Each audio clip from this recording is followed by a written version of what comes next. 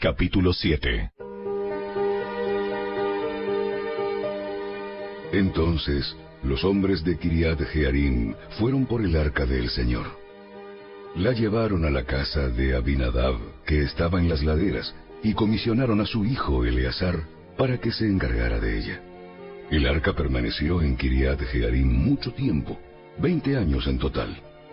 Durante ese tiempo, todos los israelitas se lamentaron porque parecía que el Señor los había abandonado.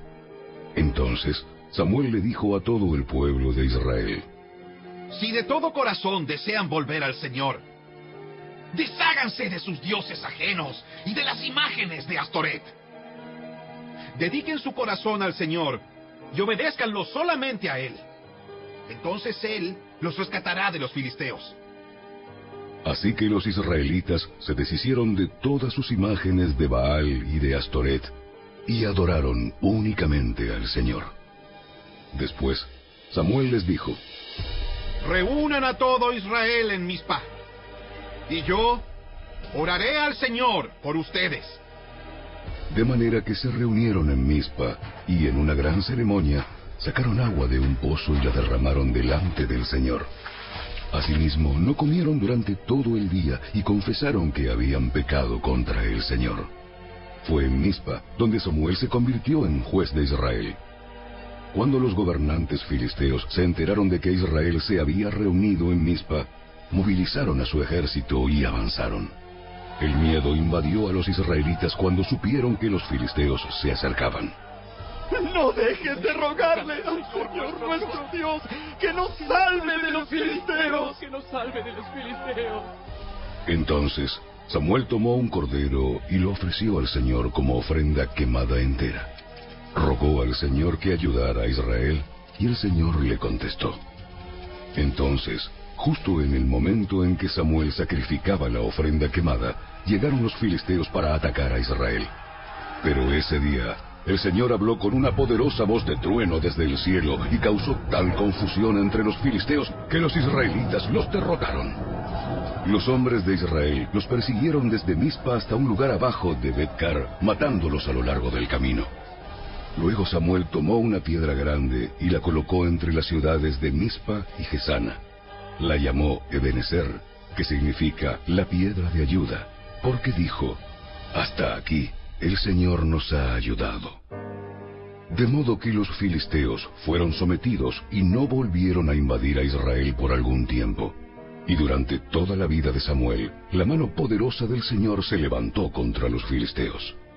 Entonces fueron restituidas a Israel las aldeas cercanas a Ecrón y Gat, que los filisteos habían tomado, junto con el resto del territorio que habían tomado de Israel.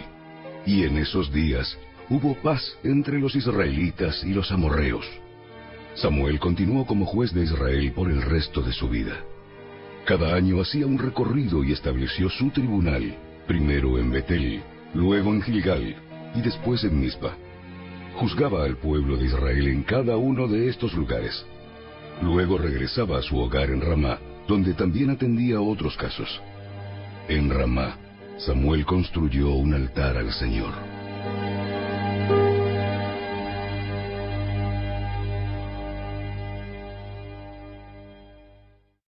Capítulo 8. Cuando Samuel envejeció, nombró a sus hijos como jueces de Israel. Joel y Abías, sus hijos mayores, establecieron su corte en Beerseba.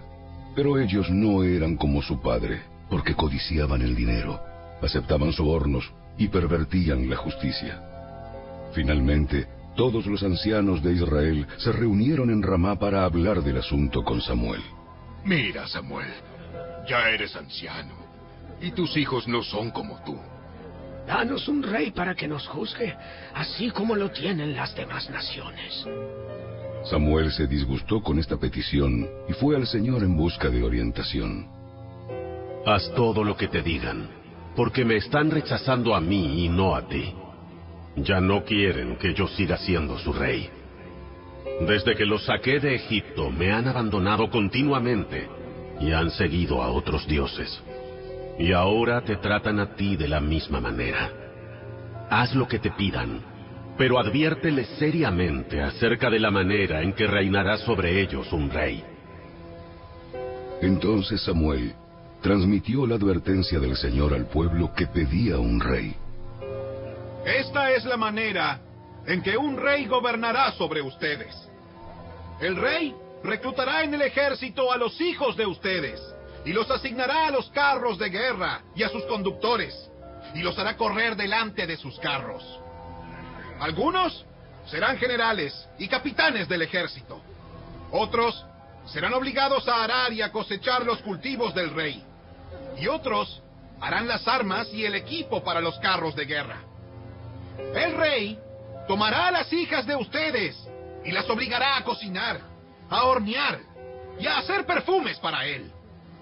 Les quitará a ustedes lo mejor de sus campos, viñedos y huertos de olivos, y se los dará a sus oficiales.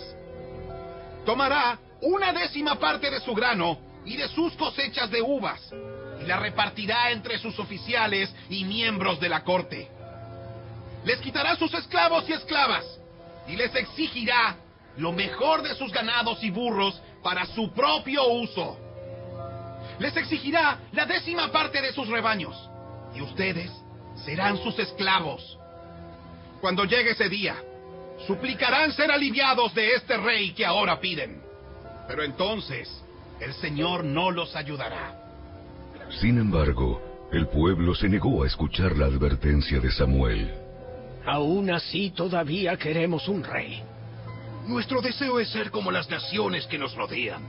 El rey nos juzgará y será nuestro líder en las batallas. Así que Samuel le repitió al Señor lo que el pueblo dijo. Y el Señor respondió: Haz lo que te piden y dales un rey. Entonces Samuel estuvo de acuerdo y los envió a sus casas.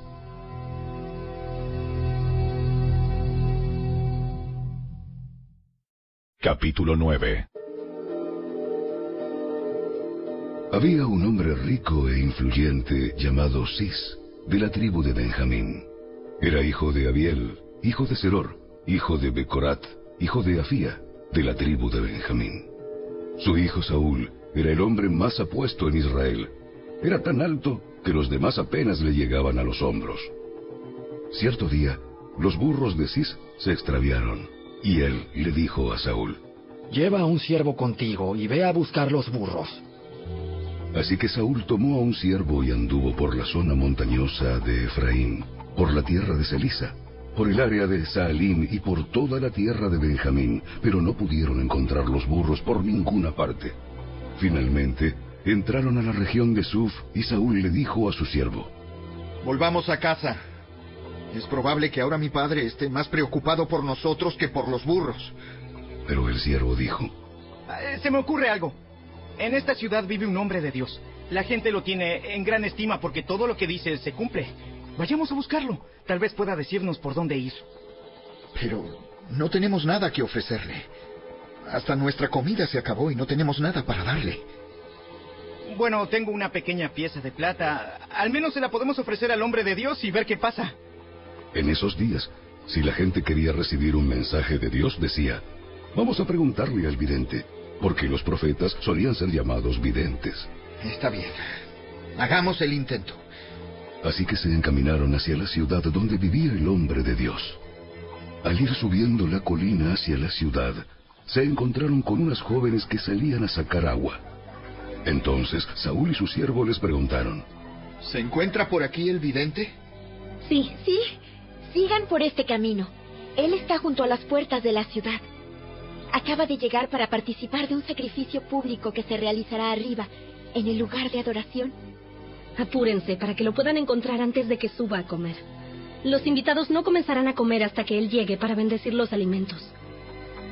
De modo que llegaron a la ciudad, y mientras entraban por las puertas, Samuel iba saliendo hacia ellos para subir al lugar de adoración. Ahora bien, el Señor le había dicho a Samuel el día anterior: Mañana a esta hora te enviaré a un hombre de la tierra de Benjamín. Úngelo para que sea el líder de mi pueblo, Israel. Él lo librará de los filisteos, porque desde lo alto he mirado a mi pueblo con misericordia, y he oído su clamor. Cuando Samuel vio a Saúl, El Señor le dijo: Ese es el hombre del que te hablé. Él gobernará a mi pueblo. Justo en ese momento, Saúl se acercó a Samuel a las puertas de la ciudad y le preguntó: ¿Podría decirme, por favor, dónde está la casa del vidente? Yo soy el vidente. Sube al lugar de adoración delante de mí. Allí comeremos juntos.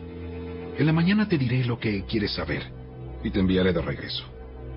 Y no te preocupes por esos burros que se perdieron hace 3 días, porque ya los encontraron. Además, estoy aquí para decirte que tú y tu familia son el centro de todas las esperanzas de Israel.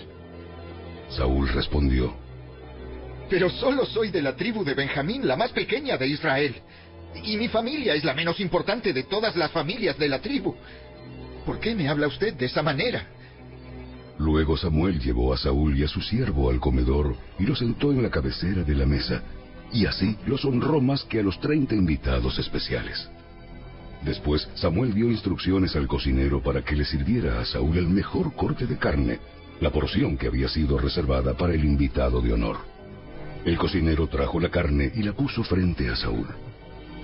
Adelante, come. Lo había apartado para ti aún antes de que invitara a los demás. Así que ese día, Saúl comió con Samuel.